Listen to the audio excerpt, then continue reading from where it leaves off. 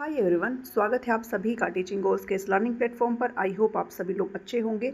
सो आप सभी का वेलकम है एक और इम्पोर्टेंट प्रैक्टिस सीरीज़ के अंदर। आपके ये जो सीरीज़ मैं ला रही हूँ, ये वाली जो पार्टिकुलर है वो आपका एचटेट को लेकर के है। साथ ही आपके जितने भी टीचिंग एग्जाम्स है उसके अंदर भी यहाँ से क्वेश्चन ज़रूर पूछे जाते हैं।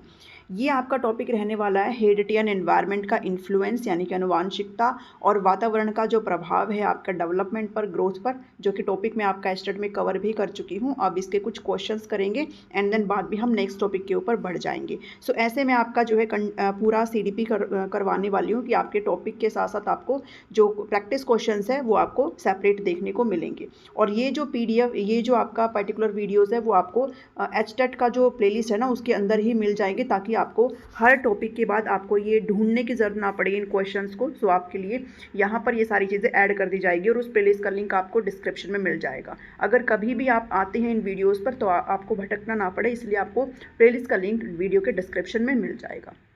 स्टार्ट करते हैं अपने आज की इस सीरीज़ को। पूरा जो टॉपिक रहने वाला है वो वातावरण और आनुवांशिकता का ही रहने वाला है। इससे रिलेटेड आपके जो क्वेश्चंस हैं वो, और ये सारे क्वेश्चंस प्रीवियस ईयर एग्जाम में आए हुए हैं, इसीलिए मैं आपके साथ ये डिस्कस कर रही हूँ। चलिए फर्स्ट क्वेश्चन की तरफ बढ़ते हैं। According to dash development of child is the product of heredity and environment. किसके अनुसार बालक का जो विकास है वो अनुवांशिकता और वातावरण का गुणनफल है। एक ध्यान में रखना है कि ये आपका प्रोडक्ट ही होता है, ठीक है। डेवलपमेंट जो है हेरिडिटी और एनवायरनमेंट का प्रोडक्ट ही होता है। अगर आपसे जमा पूछ ले यानी कि एडिटिव होता है तो वो गलत हो जाएगा, माइनस भी गलत हो जाएगा, ठीक है। और डिवीज़न या ये कुछ भी पूछे वो गलत हो जाएगा। सिर्फ ये हमेशा कैसा होता है, प्रोडक्टिव होता है, आपस में एक दूसरे का अपना इन्फ्लुएंस जो है रखते हैं डेवलपमेंट के ऊपर। सो ये कथन किसके द्वारा कहा गया है, ये मैंने अपनी वीडियो में भी आपके साथ कवर किया था। और ये वुडवर्थ ने कहा है, कोलर ने कहा है, हॉलैंड ने कहा है, फिर थॉर्नडाइक ने कहा है। तो ये जो बात कही है वो किसने कही है, वुडवर्थ ने कही है। ये भी आप ध्यान में रखेंगे कि development is the joint product of heredity and environment, यानी कि विकास के ऊपर, बच्चे का जो विकास हो रहा है उसके ऊपर अनुवांशिकता का और एनवायरनमेंट का दोनों का ही असर पड़ता है, दोनों का ही इन्फ्लुएंस होता है। सो फर्स्ट क्वेश्चन का आंसर ऑप्शन नंबर ए हो जाता है। आप एंड में मुझे ज़रूर बताएंगे आपके कितने मार्क्स आ रहे हैं और आप इस सीरीज़ को कितना एंजॉय कर रहे हैं। सभी के साथ शेयर भी करिए, और अगर टीचिंग कोर्स को सब्सक्राइब नहीं किया है तो फटाफट से ज़रूर करिए। Monozygotic is to dash twins as dizygotic is to dash twins. ये मैंने आपके साथ अच्छे से डिस्कस किया था। टाइप ऑफ ट्विंस दो प्रकार के मैंने डिस्कस करे थे, एक आपका मोनोजाइगोटिक, एक आपका डाइजाइगोटिक। तो मोनोजाइगोटिक जो है उसको आप एक युग्मनज भी बोलते हैं, इनके बहुत सारे हिंदी में नाम हो जाते हैं एक युग्मनज। जो डाइजाइगोटिक है उसको आप द्वियुग्मनज भी बोलते हैं, बिकॉज ये आपके दो यहाँ पर आपके जो है दो एग, दो स्पर्म से फर्टिलाइज होता है, जबकि मोनो के अंदर आपका एक ही एग जो है वो फर्टिलाइज होता है, वो बाद में फिर आपका डिवाइड होता है। डाइजाइगोटिक के अंदर आपके दो एग सेपरेट होते हैं, तो आपके जो जाइगोट है, जो भ्रूण बनते हैं वो भी आपके दो ही बनते हैं। सो यहाँ पर आपसे पूछा गया कि जो मोनोजाइगोटिक है वो क्या है और जो डाइजाइगोटिक है वो क्या है। तो सबको पता होना चाहिए, मेल फीमेल नहीं, वो तो बाद की बात होती है। फ्रेटर्नल मोनोजाइगोटिक नहीं होता, बल्कि मोनोजाइगोटिक आपका आइडेंटिकल ट्विंस होता है, और जो आपका डाइजाइगोटिक है वो आपका फ्रेटर्नल ट्विंस होता है, ठीक है। ये आप ध्यान में रखिएगा। मोनोजाइगोटिक कौन सा है, आइडेंटिकल है, यानी कि जिसको आप समान रूप बोलते हो, ठीक है। समान जुड़वा भी इनको कहते हैं, समान जुड़वा, समान रूप। और फ्रेटर्नल का मतलब होता है जो समान ना हो, यानी कि गैर समान जुड़वा, ठीक है। गैर समान जुड़वा या फिर द्वियुग्मनज बोलते हैं, भ्रांतीय जुड़वा भी बोलते हैं, बहुत सारे नाम होते हैं। तो मोनोजाइगोटिक आपका आइडेंटिकल होता है, जबकि आपका डाइजाइगोटिक आपका फ्रेटर्नल ट्विंस होता है। नेक्स्ट क्वेश्चन पर बढ़ते हैं। नेक्स्ट क्वेश्चन कहता है heredity plays most important role in the. अनुवांशिकता सबसे अधिक महत्वपूर्ण भूमिका का निर्वहन करती है किसके अंदर, बालक के इमोशनल डेवलपमेंट के लिए, बालक के सोशल डेवलपमेंट के लिए, फिजिकल डेवलपमेंट के लिए, या फिर कल्चर डेवलपमेंट के लिए। तो जब हम हेरिडिटी की बात करते हैं, अनुवांशिकता होता क्या है, जो ट्रेड्स, जो गुण हमें अपने पेरेंट्स से मिले हैं, जो जीन हमें अपने पेरेंट्स से मिला है, वो जीन हमारे क्या डिफाइन करते हैं, हेरिडिटी को डिफाइन करता है। और वो जीन जो है वो हमारे एक तरीके से जो हमारा शारीरिक जो ढांचा है उसको बनाने में हमें हेल्प करता है। भाई जो हमारी आंखों का कलर है, आपके बालों का टेक्सचर है, ठीक है, आपका जो फेस का टेक्सचर है, आप कैसे दिखेंगे, अपने पेरेंट्स की तरह ही तो दिखेंगे। तो वो सारी चीज़ कौन डिसाइड करते हैं, वो हेरिडिटी डिसाइड करता है, जो जीन्स हमें अपने पेरेंट्स से मिले हैं।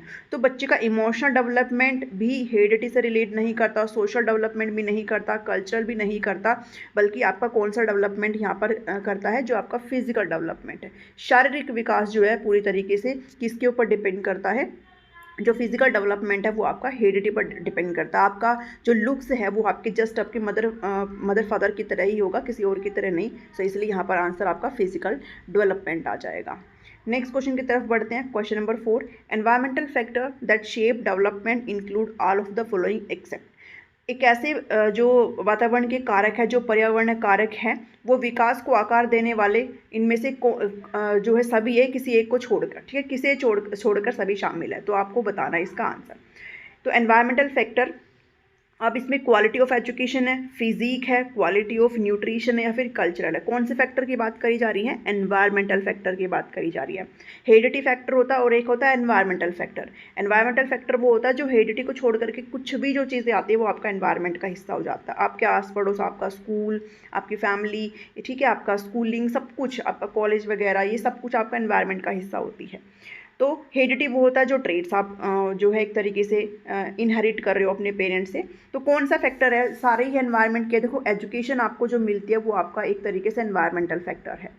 क्वालिटी ऑफ न्यूट्रिशन भी आपका एनवायरमेंटल फैक्टर हो जाता है। कल्चर तो हो ही जाता है एनवायरमेंटल फैक्टर।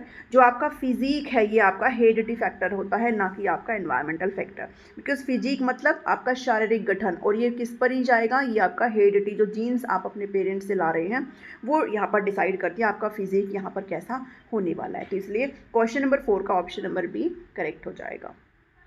नेक्स्ट क्वेश्चन है, ऐसे ही सवाल आपसे पूछे जाएंगे एचटेट में। तो अगर आप ये क्वेश्चन अगर बना पा रहे हो, अगर आप थ्योरी को कर करके, तो मतलब आपका जो कंसेप्ट है वो क्लियर है। और ऐसा भी नहीं है कि मतलब ठीक है अगर एक दो क्वेश्चन आपसे गलत हो रहे हैं वो उसमें डजंट मैटर। हम यहाँ पर टॉपिक वाइज भी कवर करेंगे और साथ में एंड में आपके साथ जो लास्ट के जो प्रीवियस क्वेश्चन है ना उनको भी ज़रूर मैं आपके साथ डिस्कस करूँगी। So which of the following is the predominantly a heredity related factor. इनमें से कौन सा एक हेरिडिटी रिलेटेड फैक्टर है, एक आनुवांशिकता से संबंधित कारक है मुख्य रूप से? एटीट्यूड टुवर्ड्स पीयर ग्रुप, आपका अपने सहकर्मी समूह के साथ आपका क्या एटीट्यूड है, क्या आपका दृष्टिकोण है, क्या ये है आपका हेरिडिटी फैक्टर? थिंकिंग पैटर्न है, कलर ऑफ द आइज है, पार्टिसिपेशन इन सोशल एक्टिविटीज़ है। तो ये तो बहुत ही एक बेसिक सी चीज़ है। आपका हेरिडिटी फैक्टर क्या हो सकता है? आपके पीयर्स किस में आ जाते हैं? आपका पीयर्स आपका आपने नेक्स्ट टॉपिक पता है क्या पढ़ेंगे? नेक्स्ट टॉपिक आपका सोशलाइजेशन का है, सामाजिकरण का है। तो आपका पीयर किसका हिस्सा हो जाता है? आपका पीयर एनवायरनमेंट का हिस्सा हो जाता है। आप अपने जो सहकर्मी है, जो आपके संगी संबंधी है, जो आपके फ्रेंड्स है, वो आपके एनवायरनमेंट का हिस्सा है। उनको आपने इनहेरिट नहीं किया है अपने पेरेंट्स से। आपका थिंकिंग पैटर्न भी एनवायरनमेंट का हिस्सा है। आप जब सोशल एक्टिविटीज़ में पार्टिसिपेट करेंगे वो भी आपका एनवायरनमेंट का हिस्सा है। जो कलर ऑफ द आइज़ है, आपकी आंखों का रंग किस पर जाएगा, ये टोटली कौन सा फैक्टर है? ये आपका हेरिडिटी फैक्टर हो जाता है। जैसा आपके पेरेंट्स का, जैसा आपका पूर्वजों का चला आ रहा है वैसा ही आपका हो जाएगा। जैसा उनका नहीं है फिर मतलब किसी और से रिलेट करते हुए नहीं हो सकता, आपके पूर्वजों का ही होगा। सो फिफ्थ का ऑप्शन नंबर सी यहाँ पर करेक्ट हो जाता है। नेक्स्ट क्वेश्चन है क्वेश्चन नंबर 6। क्वेश्चन नंबर 6 कहता है the aim of behavioural genetics is to learn about. व्यवहार अनुवांशिकी का उद्देश्य किसके बारे में सीखना है? बिहेवियरल जेनेटिक होता क्या है? मतलब ऐसा व्यवहार, ऐसा बिहेवियर जो आपके जीन्स में है, जो मतलब ऐसा आप इसको ऐसे समझ सकते हो कि कुछ ऐसा पर्टिकुलर टाइप ऑफ व्यवहार जो आपका पीढ़ी दर पीढ़ी चला आ रहा है। तो भाई अगर पीढ़ी दर पीढ़ी कोई एक ऐसा स्पेसिफिक बिहेवियर है जो आपका चला आ रहा है तो आपके अंदर भी पास ऑन होगा, ठीक है। तो ऐसा व्यवहार जो आपके जीन्स में है, जो आपके जो ट्रेड्स पास हो रहे हैं उनके अंदर है। जैसे मान लो अगर किसी पेरेंट्स को ना गुस्सा बहुत आता है, बहुत चिड़चिड़े, बहुत जल्दी किसी के साथ मारपीट पे उतर आते हैं, तो हो सकता है भाई आपका जो वो व्यवहार है आपके बच्चों में भी चला जाए, बच्चों से उनके बच्चों में चला जाए, उनके बच्चों से उनके बच्चों में चला जाए, है ना। ऐसा जा सकता है कि भाई बाकी डिपेंड करता है आप किस एनवायरनमेंट में हो। अगर आपके जीन में भी वो सारी चीज़ें हैं और साथ ही आप अपने घर में भी ये सारी चीज़ें देखते हैं, गुस्सा वगैरह डोर, तो आपका बिहेवियर भी वैसा ही हो जाता है। तो आपका ये जो बिहेवियरल जेनेटिक्स है ये इसका जो मेन एम है वो किसके बारे में सीखना है? The extent to which genetics can modify people's behaviour. अनुवांशिकता लोगों के व्यवहार को किस हद तक संशोधित करती है ये बताता है। या फिर बच्चों में व्यवहार संबंधी समस्याओं के उन्मूलन की संभावना को बताता है। या फिर जेनेटिक और environmental influence on human behaviour. मानव व्यवहार पर जेनेटिक्स का यानी कि अनुवांशिकता का और बाहरी जो पर्यावरण है उसका क्या प्रभाव है इसके बारे में बताता है। या फिर ability of animals to learn language. तो ये तो बिल्कुल कुछ भी नहीं है। साथ ही बच्चों में व्यवहार संबंधी समस्याओं के उन्मूलन की संभावना ये भी नहीं आएगा और ये भी नहीं आएगा। इसका आंसर ना genetic environment influence on human behaviour क्यों है वो भी मैं समझाती हूँ आपको। देखो एक होता है ना कि जो मतलब गुस्सा है, जैसे गुस्सा आपका पीढ़ी टू पीढ़ी चला आ रहा है, तो आपके एक तो वो खून में है, ठीक है, वो जो क्रोध है, वो जो गुस्सा है, वो आपकी क्या है, जीन्स में है, वो आपके खून में है, वो आपका चला आ रहा है। फिर एक वो तो हेरिडिटी वाला फैक्टर हो गया कि वो है। एक होता है आपका इन्वायरमेंटल फैक्टर, यानी कि एनवायरमेंट में भी कुछ ऐसे कारक होते हैं जो या तो इसको और अधिक बढ़ाने का काम करेंगे या फिर इसको थोड़ा कम करने का काम करेंगे। तो यहाँ पर दोनों ही इन्फ्लुएंस डिसाइड करते हैं किसको, ह्यूमन बिहेवियर को। ठीक है, तो जब हम इस क्वेश्चन के आंसर की बात करते हैं तो इसका आंसर क्या आ जाएगा, इसका आंसर आपको ऑप्शन नंबर सी टिक करना आपने, तो 6 का सी आ जाएगा। ठीक है, समझ में आ रहा है। नेक्स्ट क्वेश्चन है, Which one of the following is true about the role of heredity and environment in the development of a child? बच्चे के विकास के संदर्भ में इन चार ऑप्शन में से कौन सा सही है जब हम हेरिडिटी और एनवायरनमेंट के रोल की बात करते हैं? The relative contribution of peers and genes are not additive, या फिर heredity and environment do not operate together, propensity is related to the environment while actual development requires the heredity, या फिर heredity plus environment affects the individual। कौन सा है इसके अंदर? आपको हो सकता है इसमें थोड़ा कन्फ्यूजन हो, लेकिन चीज़ों को जब आपकी कॉन्सेप्ट क्लियर होता है ना, तो आप अगर एक बार समझ में ना आए ना तो दोबारा उसको रीड करके देखा करो, फिर दोबारा नहीं आए तो तिबारा रीड करके उसको देखा करो, अपने आप समझ में आएगा।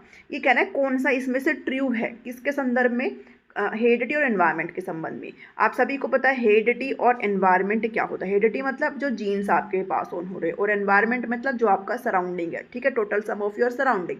आप अपने सराउंडिंग से जो कुछ भी चीज़ें ग्रहण कर रहे हो वो सारी आपका एनवायरनमेंट का हिस्सा हो जाती है। तो इसमें से कौन सा ट्रू है? पहले मैं आपको गलत बताती हूँ। देखो ये कह रहा है कि डी वाला ऑप्शन कहता है heredity plus environment affect the individual. ये प्लस नहीं आएगा यहाँ पर, आपका सबको पता भी ज्वाइंट प्रोडक्ट होता है। ठीक है, प्लस नहीं आएगा, ज्वाइंट प्रोडक्ट होता है हेरिडिटी मल्टीप्लाई एनवायरनमेंट, यानी कि दोनों जो है एक दूसरे को क्या करते हैं, इन जो विकास है उसके ऊपर इन दोनों का ही असर पड़ता है। तो एक ज्वाइंट प्रोडक्ट है ये। ठीक है, हेरिडिटी आपका लिमिट सेट करता है, बेस बनाता है, और एनवायरनमेंट उसको और भी ज़्यादा बेहतर तरीके से उसे एक्सटेंड करता है। तो ये दोनों का एक तरीके से इन्फ्लुएंस होता है। तो ये यहाँ पर गलत हो जाएगा। यहाँ पर अगर मल्टीप्लाई होता तो हमें समझ में आता। Propensity is related to the environment, ये कह रहा है कि प्रवृत्ति का संबंध पर्यावरण से है, जबकि वास्तविक विकास के लिए जो है आपकी हेरिडिटी रिक्वायर करती है। ये तो इसने उल्टा बोल दिया। आपकी हेरिडिटी आपको सिर्फ एक आधार प्रोवाइड करती है, एक बेस प्रोवाइड करती है। उस बेस को लेकर के आप कितना ऊंचा जा सकते हो वो डिपेंड करता है आपके एनवायरनमेंट के ऊपर। तो ये भी यहाँ पर गलत हो जाएगा। फिर उसके बाद बी ऑप्शन कह रहा है कि हेरिडिटी और एनवायरनमेंट ऑपरेट नहीं करते साथ में। ये ऑपरेट करते हैं भाई। हेरिडिटी आपका एक लिमिट सेट करता है, एक पोटेंशियल डिसाइड कर देता है, और आप उस पोटेंशियल को लेकर के एनवायरनमेंट के साथ कितना अच्छे से ग्रो कर सकते हो वो आपके जो पर्यावरण कारक है वो डिपेंड करता है। तो बच गया आपका ऑप्शन नंबर ए, जो कि आपका यहाँ पर सही है इन संदर्भ ऑफ हेरिडिटी एंड एनवायरनमेंट। ये कह रहा है कि contribution of peers and genes are not additive. ये बिल्कुल सही कह रहा है, एडिटिव नहीं होता है। कैसा होता है? प्रोडक्ट फॉर्म में होता है। कंट्रीब्यूशन ऑफ पीयर्स मतलब पीयर्स का आपके एनवायरनमेंट का हिस्सा हो जाते हैं, यानी कि एनवायरनमेंट हो गया, और जीन्स आपका हेरिडिटी हो गया।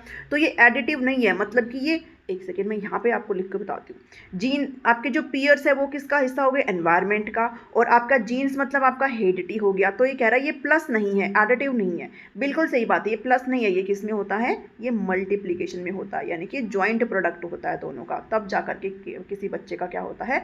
डेवलपमेंट होता है। ठीक है, इसलिए 7th का ऑप्शन नंबर ए यहाँ पर करेक्ट हो जाएगा।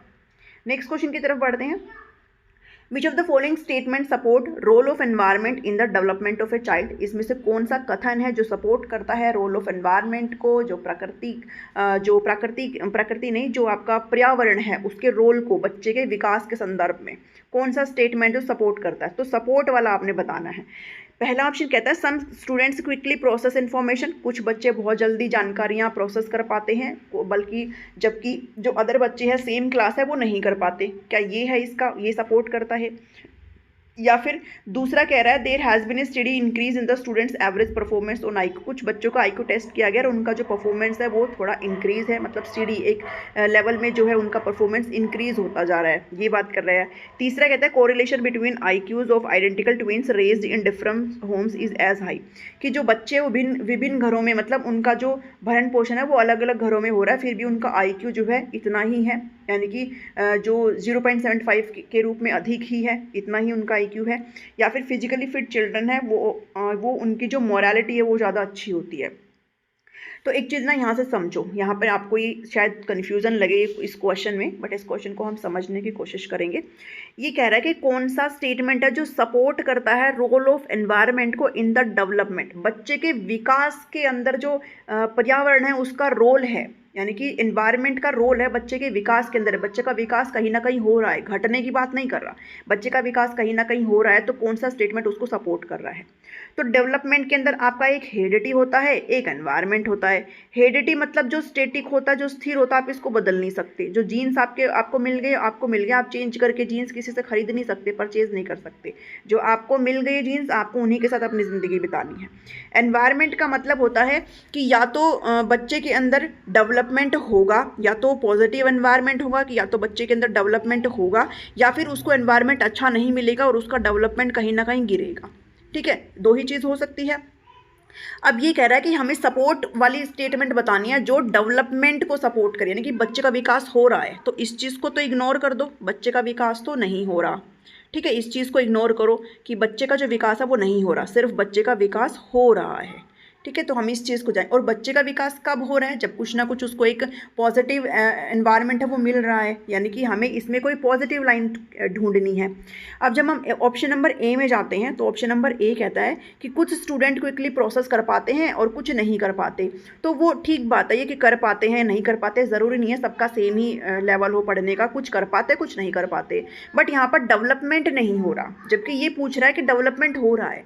तो इस स्टेटमेंट के अंदर ना डेवलपमेंट नहीं हो रहा, कुछ बच्चों का हो रहा है कुछ बच्चों का नहीं हो रहा। ठीक है, तो ये स्टेटमेंट तो यहाँ पर गलत हो जाती है। स्टेटमेंट यहाँ पर बी कह रही है there has been a study increase in the students average performance. तो यहाँ पर जो है एक तरीके से इंक्रीमेंट है, किसमें, डेवलपमेंट में। यहाँ पर देखो स्टेटमेंट को पढ़ो अच्छे से कि ना बच्चे का जो परफॉर्मेंस है उसके अंदर इंक्रीमेंट हो रहा है, और हमने यहाँ पर यही बात करी है यहाँ पर कि क्या होना चाहिए है, बच्चे का डेवलपमेंट होना चाहिए, कुछ भी घट नहीं रहा है, स्टेटमेंट जैसा क्वेश्चन हमें बोल रहा है। तो यहाँ पर क्या कह रहा है, बच्चे का जो डेवलपमेंट है वो कहीं ना कहीं हो रहा है। तो ये स्टेटमेंट कौन सा है, बी ऑप्शन यहाँ पर बात कर रहा है कि बच्चे का डेवलपमेंट कहीं ना कहीं हो रहा है। और ये किसकी वजह से हो रहा है भाई, रोल ऑफ एनवायरनमेंट की वजह से ही हो रहा है, प्रकृति जो आपका पर्यावरण है उसकी वजह से ही हो रहा है। जबकि आपका COD है वो कहीं पर भी इस चीज़ को सपोर्ट नहीं कर रहा है। तो इसलिए यहाँ पर इस क्वेश्चन के अकॉर्डिंग आपका ऑप्शन नंबर 2 सही हो जाता है कि पिछले कुछ दशकों में IQ परीक्षणों पर विद्यार्थियों के औसत प्रदर्शन में लगातार वृद्धि हुई है। इसने हमें यही कहा है कि सपोर्ट कर रहा है कि जो एनवायरनमेंट का रोल है डेवलपमेंट में, चाइल्ड बच्चे का विकास हो रहा है, बच्चे का विकास कम नहीं हो रहा, बच्चे का विकास हो रहा है।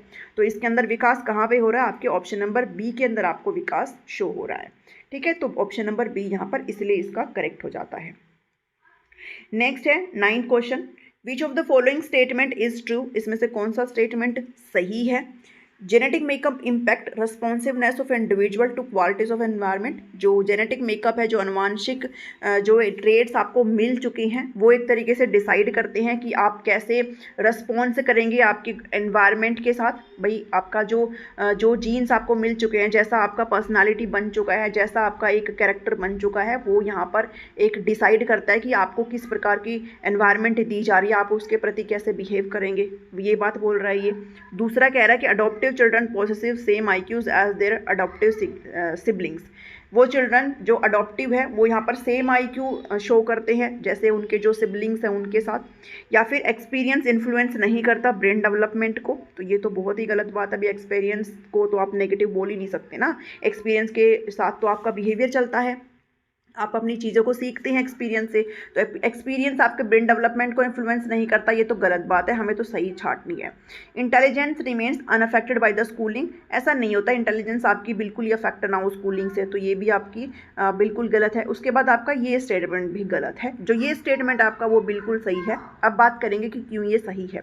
सही इसलिए है, ये कह रहा है कि आपको जो ट्रेड्स मिल चुके हैं, जो आपको गुण मिल चुके हैं, जिसने आपको एक फिजिकल स्ट्रक्चर दिया है, एक शारीरिक ढांचा दिया है, वो एक तरीके से बेस हो जाता है जो आपको किसी भी एनवायरनमेंट के प्रति आप कैसे इंटरेक्ट करते हैं वो बताता है। तो ये बिल्कुल सही बात है।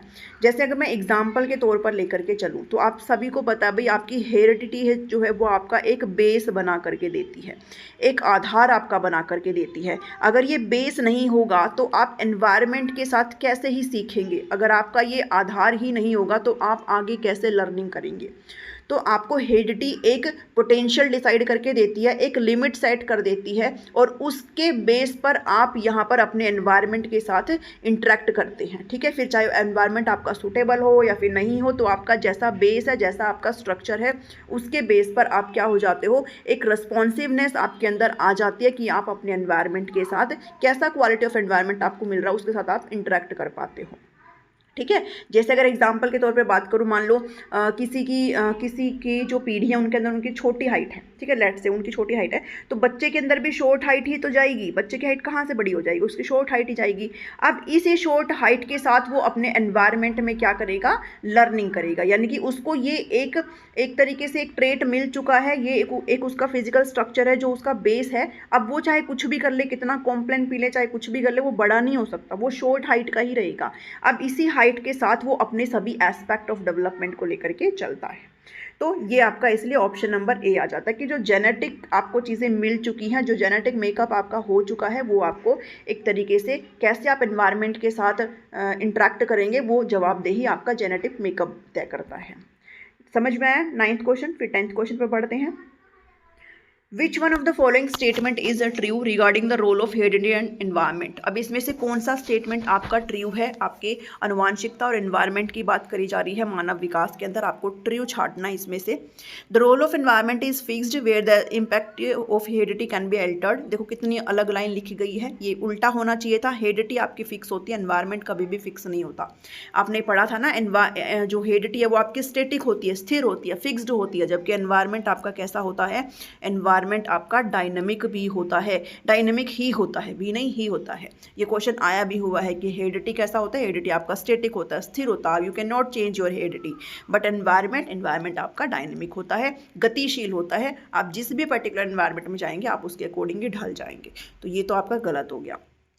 उसके बाद कह रहा है theories based on the behaviourism are largely based on the role of nature in human development. व्यवहारवाद के अंदर जो थ्योरी आती है वो एक तरीके से नेचर का जो रोल है उसके ऊपर बेस है, base on the role of nature in the human development. Behaviourism में जब बात करें तो हम क्या देखते हैं व्यवहारवाद के अंदर, हम व्यवहारवाद के अंदर ये देखते हैं कि एनवायरनमेंट में कोई एक स्टिमुलस है, कोई एक उद्दीपक है, और हम उसके प्रति क्या करते हैं, रिस्पॉन्स करते हैं। तो उसमें रोल ऑफ नेचर की बात नहीं करी जा रही है। नेचर तो आपका हेरिडिटी से उसमें हम नर्चर की बात करते हैं, हम एनवायरनमेंट के साथ जो कुछ भी बिहेवियरिज्म का है उन्होंने सब कुछ बताया है कि सब आपका एनवायरनमेंट ही है। उन्होंने हेरिडिटी को इग्नोर कर दिया, उन्होंने मेंटल प्रोसेस को इग्नोर करा था। तो ये भी आपका गलत हो जाएगा। फिर ऑप्शन सी की तरफ पढ़ते हैं। The relative affect of heredity and environment very in different area of development. ये बिल्कुल आपकी सही लाइन है कि जो हेरिडिटी और एनवायरनमेंट है इनका आपस में अलग अलग जो है, आपका जो भी डेवलपमेंट का एरिया है, जो आपके विकास के क्षेत्र है, उसके अंदर उनके जो अफेक्ट्स हैं वो कहीं ना कहीं भिन्न होते हैं। हेरिडिटी का अपना एक अलग रोल होता है, ठीक है, हेरिडिटी का, और एनवायरनमेंट का अलग रोल होता है। हेरिडिटी आपका एक बेस बना करके देती है, आपको लिमिट सेट कर देती है कि आप, और उस लिमिट के साथ आप कितना आगे तक जाएंगे वो कौन डिसाइड करता है, वो आपका एनवायरनमेंट डिसाइड करता है। तो दोनों के अपने अपने एस्पेक्ट होते हैं, दोनों का अपना अपना इन्फ्लुएंस होता है, इसलिए ऑप्शन नंबर सी यहाँ पर करेक्ट हो जाएगा। नेक्स्ट क्वेश्चन है 11 क्वेश्चन कह रहा है the influence of parents on the personality of their children is. माता पिता का बच्चे की जो व्यक्तित्व है, अपने बच्चों के व्यक्तित्व पर जो माता पिता उनका क्या प्रभाव है, उनका प्रभाव कितना है, क्या नए के बराबर प्रभाव होता है, या फिर अर्ली चाइल्डहुड में कम प्रभाव होता है, अर्ली चाइल्डहुड में बहुत ही मजबूत प्रभाव होता है, या फिर जीवन काल के अनुरूप जो प्रभाव है वो चलता रहता है। तो एक चीज़ इसमें ध्यान रखना, इसका जो आंसर आएगा वो ऑप्शन नंबर सी आएगा, और क्यों आएगा उस चीज़ पर भी डिस्कस करेंगे। ऑप्शन नंबर सी यहाँ पर इसलिए आ जाएगा क्योंकि जो अर्ली चाइल्डहुड है ना, अर्ली चाइल्डहुड का पीरियड कितना होता है भाई, 2 से 6 वर्ष का होता है, और ये जो पीरियड है ना वो किसी भी बच्चे के डेवलपमेंट के लिए क्रूशियल पीरियड होता है। ये भी बहुत बार आपसे पूछा जाता है, क्रूशियल पीरियड होता है, बहुत ही ज़्यादा क्रूशियल होता है, बिकॉज इस टाइम बच्चा अपनी इन्फेंसी स्टेज को पार कर चुका है, और जो बच्चा एक तरीके से उस केस में था कि भाई उसको कुछ नहीं पता, उसे बाहर आ चुका है। अब बच्चा जो है अपना सामाजिकरण भी कर रहा है, बच्चा सब कुछ कर रहा है, और इस उम्र के बीच में जो बच्चा है ना वो पूरी तरीके से अपने पेरेंट्स को ही देखता है, उनके साथ ही खेलता है, उनके साथ ही उठता बैठता है, जो उनके घर वाले उनके साथ रहता है। तो पेरेंट्स का ही इन्फ्लुएंस उस बच्चे पर ज़्यादा पड़ेगा। इसीलिए ये जो उम्र होती है बच्चे की, इस उम्र के अंदर अगर बच्चा जैसा भी चीज़ें देखता है वो उसी के अनुसार ही ढलने की कोशिश करता है, वो उसी के अनुसार ही सीखता है, समझता है। ठीक है, तो बच्चे का जो डेवलपमेंट है उसको लेकर के 2 से 6 साल बहुत क्रूशियल होती है। साथ ही बच्चे का जो ब्रेन का डेवलपमेंट है वो भी 6 साल तक जो 85% है वो हो जाता है। तो बच्चे का जो डेवलपमेंट है उसके हर एस्पेक्ट की बात करूँ तो अर्ली चाइल्डहुड बहुत ही क्रूशियल होता है। इसलिए जो पेरेंट्स का इन्फ्लुएंस है वो अर्ली चाइल्डहुड में स्ट्रॉन्गेस्ट होगा। ऑप्शन नंबर सी इसका करेक्ट आंसर है। 12 क्वेश्चन कहता है factors related to heredity of an individual and sources from environmental context. किसी व्यक्ति की आनुवंशिकता से संबंधित कारक और पर्यावरणीय संदर्भों से आपको स्रोत ये बताना है कि उनका कोई भी इन्फ्लुएंस नहीं है एनवायरनमेंट पर। जो आपका हेरिडिटी है और जो एनवायरमेंटल जो फैक्टर्स उनका कोई भी इन्फ्लुएंस नहीं है, या फिर वो इंटरेक्ट करते हैं कॉम्प्लेक्स वेज में टू शेप एनवायरनमेंट, या फिर कोई भी नेवर इंटरेक्ट और इम्पैक्ट डेवलपमेंट, कभी भी इंटरेक्ट नहीं करते, या फिर हैव वेरी मिनिमल इम्पैक्ट। ये तो देखो अब ये सारे कितने अजीब से ही आंसर है। तो इसका तो ये भी गलत है कि कोई इन्फ्लुएंस नहीं होता, ये भी गलत बात है। नेवर इंटरेक्ट करते, ये भी गलत बात है। बहुत ही कम इनका इंटरेक्ट होता है, ये भी गलत बात है।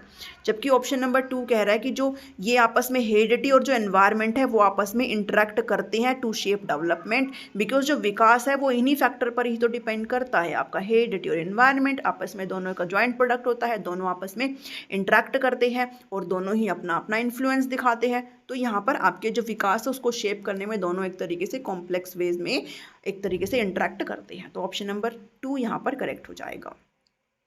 13 क्वेश्चन की तरफ चलते हैं। Which statement accurately describes child development among the following. इसमें से कौन सा स्टेटमेंट है जो बच्चे के विकास को एक्यूरेटली बताता है।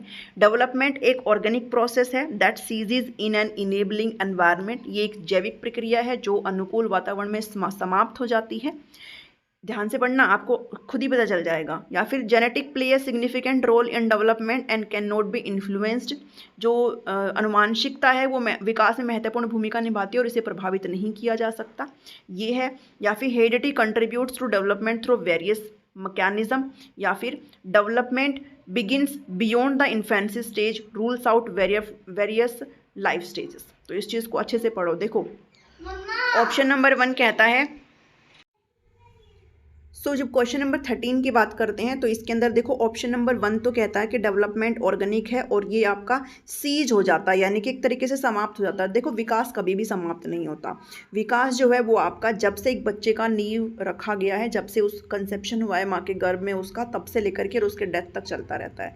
तो ये स्टेटमेंट तो गलत हो गया, इसने हमसे ट्रू पूछा है। दूसरा कहता है ये डेवलपमेंट जो है इन्फेंसी स्टेज के बाद स्टार्ट होता है, शैशवावस्था के बाद स्टार्ट होता है, ये भी गलत बात है। ये तो स्टार्टिंग से और एंड तक चलता रहता है।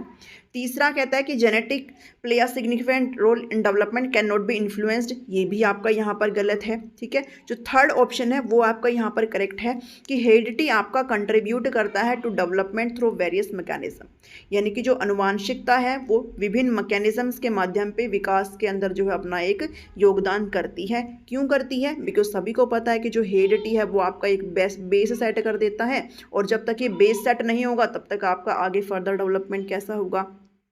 अगर हम एग्जाम्पल के तौर पर लेकर के चले तो मैंने आपको अभी पीछे बताया था, जैसे मान लो हेरिडिटी आपका इंटेलिजेंस बताती है, भी आपकी जो इंटेलिजेंस है उसे सेट करती है। ठीक है, जैसा इंटेलिजेंस आपका पेरेंट्स का है वैसा ही कहीं ना कहीं आपका यहाँ पर इंटेलिजेंस हो जाता है। तो इंटेलिजेंस की अगर बात करें तो वो कौन बताता है? हेरिडिटी बताता है। अब बाद में आपका इंटेलिजेंस जो है वो एनवायरनमेंट पर भी एनवायरनमेंट से भी काफ़ी प्रभावित होता है। आपको कितना अच्छा एनवायरनमेंट मिला है, आप कितना आगे जा सकते हो, वो आपका फिर हेरिडिटी फैक्टर पर डिपेंड करता है। ठीक है, वो तो इंटेलिजेंस हो गया। एक आपका हाइट वगैरह, ठीक है, जितनी आपकी हाइट है उतनी तो वहाँ पर हाइट जाएगी, बाद में फिर आप उस चीज़ को लेकर के आगे आपके डिफरेंट जो डायमेंशंस है उसके अंदर आपका डेवलपमेंट होता है। तो इसलिए आपको ऑप्शन नंबर 3 करेक्ट हो जाता है कि हेरिडिटी जो है डेवलपमेंट के अंदर कंट्रीब्यूट करता है।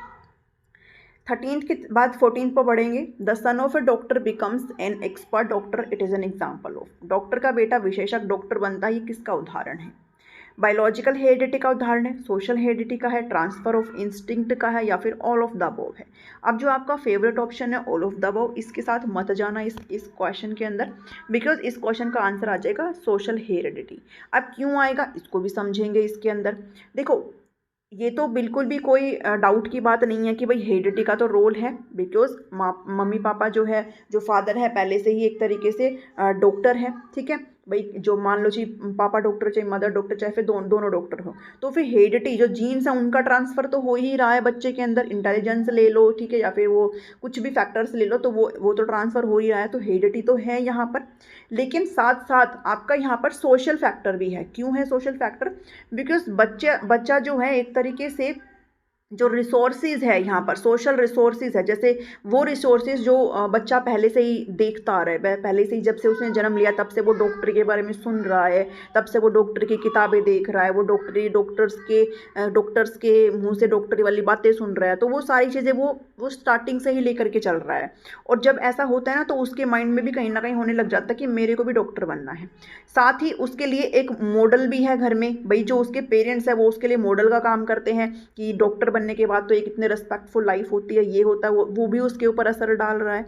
ठीक है, तो जितनी भी सुविधाएं हैं और साथ ही तैयारी करने के लिए भी एक तरीके से वहाँ से उसको हेल्प मिल जाती है, तो ये सोशल फैक्टर भी यहाँ पर होते हैं।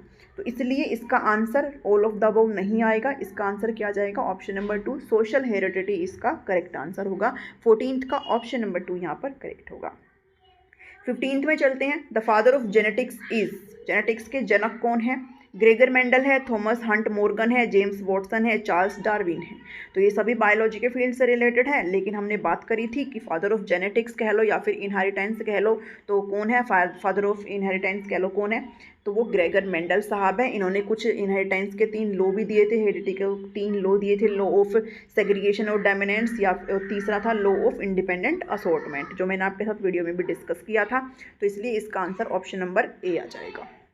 नेक्स्ट क्वेश्चन की तरफ चलते हैं। विच of the following best describes the effect of heredity upon development? इसमें से कौन सा बेस्ट डिस्क्राइब करता है विकास के ऊपर हेरिडिटी का, अनुवांशिकता का क्या इफेक्ट है? इसमें से कौन सा स्टेटमेंट बेस्ट डिस्क्राइब करता है? भाई हेरिडिटी की बात करी जा रही है। हेरिडिटी डिटरमाइन करता है how far we will go, it determine how far we can go, it is the prime determinant of how far we will go, या फिर how far we can go. तो देखो ये तो सबको पता भी, हेरिडिटी आपका एक लिमिट सेट कर देती है, आपका बेस बना देती है, और उसके बाद आपका इतना पोटेंशियल सेट करके दे देती है कि आपको फिर आप कितना और ज़्यादा खुद को एक्सटेंड कर सकते हो, वो एनवायरनमेंट के ऊपर डिपेंड करता है। तो यहाँ पर ये आपको बताती है, ये डिटरमाइन करती है कि आप कितना दूर तक जा सकते हो, आपका कितना पोटेंशियल है, ये बता देती है। उस पोटेंशियल को लेकर के अब आगे फैक्टर डिपेंड करता है आपके एनवायरनमेंट का, कि आप कितना दूर तक, और कि उस जितनी दूर तक आप जा सकते हो उतना आप फुलफिल कर पाते हो कि नहीं कर पाते हो। तो 16 का ऑप्शन नंबर 2 आ जाएगा। नेक्स्ट है, a 6-year-old girl shows exceptional sporting ability, both of her parents are sports person, send her for coaching every day and train her on weekends, her capabilities are most likely to be the result of an interaction between. एक 6 साल की लड़की है, उसके अंदर एक sportsmanship की ability है, यानी कि वो खेल की एक असाधारण क्षमता दिखाती है, उसके मम्मी पापा स्पोर्ट्स पर्सन है, उसको डेली कोचिंग भी भेजते हैं, उनको वीकेंड्स में सहायता भी करते हैं। तो उसकी जो क्षमताएँ हैं वो निम्नलिखित के बीच परस्पर क्रिया का परिणाम होने की सबसे अधिक संभावना है। तो क्या है ये? अब देखो हेरिडिटी तो है ही, हेरिडिटी है क्योंकि स्पोर्ट्समैन दोनों ही पेरेंट्स हैं उसके, और साथ के साथ उसको वो एक तरीके से क्या कर रहे हैं, हेल्प भी कर रहे हैं, उसको एनवायरनमेंट भी दे रहे हैं। तो हेरिडिटी में उसको वो ट्रेड्स पहले से मिल रखा है, और एनवायरनमेंट भी घर में उसको वैसा ही मिल रहा है, उसको ट्रेनिंग भी दे रहे हैं, उसको सारी चीज़ें बता भी रहे हैं, उसको स्कूल में भेज रहे हैं, तो वो एनवायरनमेंट भी उसके लिए क्रिएट कर दिया है। तो उसका ऑल ओवर डेवलपमेंट होना तो निश्चित है, इसलिए ऑप्शन नंबर 3 यहाँ पर करेक्ट आ जाएगा। अनुवांशिकता और पर्यावरण दोनों का इंट्रैक्शन हो रहा है। Cognitive development among children is the result of, बच्चों में संज्ञानात्मक विकास का परिणाम है किसकी वजह से? ओनली हेरिडिटी, ओनली एनवायरनमेंट, या फिर हेरिडिटी और एनवायरनमेंट, या फिर ओनली इकोनॉमिक फैक्टर। तो ये तो कुछ बात नहीं होती, इकोनॉमिक फैक्टर ओनली हेरिडिटी भी नहीं होता, ओनली एनवायरनमेंट भी नहीं होता। कॉग्निटिव डेवलपमेंट जो है एक इंट्रैक्शन होता है किसके बीच में? हेरिडिटी और एनवायरनमेंट। बिकॉज हेरिडिटी जो आपका डिसाइड करती है आपके अंदर कितना दिमाग है जो आपका चला आ रहा है, मतलब एक इंटेलिजेंस जो है वो आपका हेरिडिटी डिसाइड करती है, बट एनवायरनमेंट आपका जो कॉग्निटिव डेवलपमेंट आपका हो सकता है वो डिसाइड करता है कितना ज़्यादा और आप और चीज़ों को अच्छी तरीके से कर सकते हो, समझते हो, वो सब आपका एनवायरनमेंट पे भी डिपेंड करता है। ठीक है, बिकॉज मान लो भाई किसी बच्चे का IQ बहुत बढ़िया, उसको हेरिडिटी, उसके मम्मी पापा बहुत ही इंटेलिजेंट, बहुत होशियार है, और 110-20 IQ है बच्चे का, बट उसको वैसा इन्वायरमेंट नहीं मिला, तो फिर वो क्या करेगा उस 120 IQ का, है ना, उसको नहीं मिला, उसको फिर वहीं घर पे काम वाम करवाए जा रहे हैं, या फिर उसको उसके घर में वो चिक पिक चल रही है, तो फिर उसका क्या फ़ायदा? तो दोनों का इंट्रैक्शन होता है हेरिडिटी एनवायरनमेंट में जब हम कॉग्निटिव डेवलपमेंट की बात करते हैं। 19th कहता है which trait of human being is determined by heredity. आपके अनुवंशिकता से कौन सा ट्रेट यहाँ पर निर्धारित होता है? मोरल होता है, नैतिक होता है, टेम्परामेंट आपका स्वभाव होता है, इंटेलिजेंस होता है, फिर सोशल होता है। तो अभी मैंने बहुत बार अपनी इसी वीडियो के अंदर आपके साथ डिस्कस कर लिया कि हेरिडिटी कौन से ट्रेट को बताती है? आपके इंटेलिजेंस, आपकी बुद्धिमत्ता को डिसाइड करती है कहीं ना कहीं, ठीक है। तो इसलिए 3 आपका आंसर हो जाएगा। नेक्स्ट क्वेश्चन है 20 question. Once heredity consist of all the structures, physical characteristics, functions और capacities derived from parents, other ancestors और स्पीसीज। ये डेफिनेशन किसने दी? एक क्वेश्चन एस्टेट में ये जरूर आता है कि बताओ ये डेफिनेशन किसने दी। तो आप कोशिश करिए आपको सारा चीज़ें पता हो, बट कई बार वो चीज़ें बाहर से भी आ जाती हैं, तो उस चीज़ का कुछ भी एक श्योरिटी नहीं होती है। बट मैं पूरी कोशिश करूँगी जितना डेफिनेशंस मैं आपको बता सकूँ कि आप उसको कर सकें, है ना। बिकॉज सारी चीज़ें आप वैसे तो पढ़ लेते हो, बट ये चीज़ें थोड़ी सी देखनी पड़ती हैं, आपको दिमाग में बिठाना पड़ेगा कि ये डेफिनेशन इसने दी है। ये कह रहा है कि किसी की जो अनुवांशिकता है उसमें माता पिता, अन्य पूर्वजों और प्रजातियों से प्राप्त सभी संरचनाएं होती हैं, शारीरिक विशेषताएं होती हैं, कार्य होते हैं, क्षमताएं होती हैं। तो ये तो होता ही है, हेरिडिटी में यही सब होता है। ये डेफिनेशन किसने दी है? गिस्बर्ट ने दी है, वुडवर्थ ने दी है, बेनेडिक्ट ने दी है, फिर डगलस और होलैंड ने दी है। तो इसमें तो कोई टाइम वेस्ट करना नहीं है, सीधी सी बात है, ये आपका ऑप्शन नंबर 4 हो जाएगा, डगलस और होलैंड। तो ये डेफिनेशन ध्यान में रख लेना, किसने दी है? डगलस और होलैंड ने दी है, ठीक है। तो ये कुछ 20 क्वेश्चन थे जो मैंने आपके साथ डिस्कस करे। आई होप आपका कंसेप्ट थोड़ा और बेहतर हुआ होगा। सभी के साथ ज़रूर शेयर करिए और keep learning, keep sharing, keep shining. और टीचिंग गोल्स को सब्सक्राइब करना बिल्कुल भी ना भूलें, अगर नहीं किया है तो फटाफट से कर लो, बहुत फ्री होता है। और आगे भी बहुत अच्छी तैयारी हम एस्टेट की करने वाले हैं बिल्कुल फ्री में। तो सभी को आपने ज़रूर बताना है, अपने सभी व्हाट्सएप ग्रुप्स में, फेसबुक में, जहाँ मर्जी वहाँ आप शेयर करिए, बताइए सभी को कि हाँ यहाँ पे क्लासेस चल रही हैं, ठीक है। चलिए मिलती हूँ नेक्स्ट वीडियो में। Thank you, thanks for watching me.